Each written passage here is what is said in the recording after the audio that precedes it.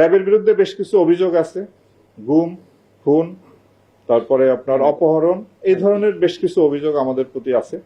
তা আমি আপনাদের মাধ্যমে দেশবাসীকে জানাতে চাই যে র্যাব সৃষ্টির পর আজ পর্যন্ত যে সমস্ত জনগণের যারা র্যাব দ্বারা নির্যাতিত বা অত্যাচারিত হয়েছেন তাদের কাছে, এবং যারা হত্যাকাণ্ডের শিকার হয়েছেন, যেমন নারায়ণগঞ্জের 7 খুন সহ যারা র্যাব কর্তৃক হত্যাকাণ্ডের শিকার হয়েছেন তাদের পরিবারের কাছে আমরা দুঃখ প্রকাশ করি এবং ক্ষমা প্রার্থনা করি, এবং পাশাপাশি এই সমস্ত ঘটনার সুষ্ঠু তদন্তের মাধ্যমে এর বিচার যাতে হয় সেটা আমরা প্রত্যাশা করি।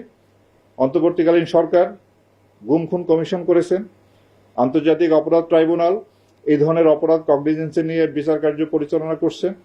তা আমরা আশা করব সুষ্ঠু নিরপেক্ষ তদন্তের মাধ্যমে আমাদের বিরুদ্ধে যে অভিযোগ আছে তার সুষ্ঠু তদন্ত হবে এবং এর বিচার হবে, এবং এইভাবেই আমাদের দায়মুক্তি সম্ভব। RICL TMX, যুগের পর যুগ স্থাপনা থাকে মজবুত। অন্য কোনোভাবেই আমরা এই দায় থেকে মুক্ত হতে পারবো না। কেবলমাত্র সুষ্ঠু তদন্ত এবং বিচারের মাধ্যমেই আমরা দায় মুক্ত হতে চাই। তা আমি আপনাদের মাধ্যমে আবারও যারা র্যাবের কারণে ক্ষতিগ্রস্ত হয়েছেন, নির্যাতিত হয়েছেন তাদের পরিবারের কাছে এবং তাদের কাছে আমরা আবারও দুঃখ প্রকাশ এবং ক্ষমা প্রার্থনা করছি। আশা করি ভবিষ্যতে এই বাহিনী, আপনারা জানেন যে গত 4 মাসে আমরা অক্লান্ত পরিশ্রম করে যাচ্ছি। ভবিষ্যতে আমি আপনাদেরকে নিশ্চয়তা দিচ্ছি, আমি যতদিন এই দায়িত্ব পালন করব বা আমার অফিসার যারা আছেন, র্যাব কখনো কারো নির্দেশে ভবিষ্যতে এই ধরনের অপরাধ, যে গুম করা, খুন করা, এটা হলো ফৌজদারি অপরাধ, এই অপরাধে কখনোই আর জড়িত হবে না, এই নিশ্চয়তা আমরা দিচ্ছি।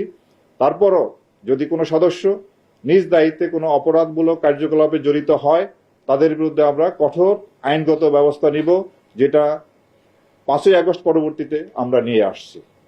তো আমি আপনাদের কাছে বিনীতভাবে অনুরোধ জানাবো, আপনারা আমাদের এই দায়িত্ব পালনের ক্ষেত্রে আমাদের এই কাজে সহায়তা করবেন, এবং আমরা জনগণেরও সহায়তা প্রত্যাশা করি।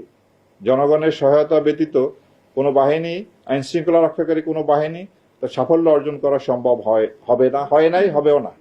তো সুতরাং আমরা ভবিষ্যতে এই সহায়তা পাবো এবং আপনাদের সাহায্য সহযোগিতা নিয়ে আমরা এগিয়ে যাব একটি সুন্দর একটা বাংলাদেশ বিনির্মাণে, একটা অপরাধ যাতে নিয়ন্ত্রণে থাকে, বাংলাদেশ বিনির্মাণে আমরা সবাই একসাথে কাজ করব, এই আশাবাদ ব্যক্ত করে আমার বক্তব্য শেষ করছি। আপনাদের সকলকে অসংখ্য ধন্যবাদ।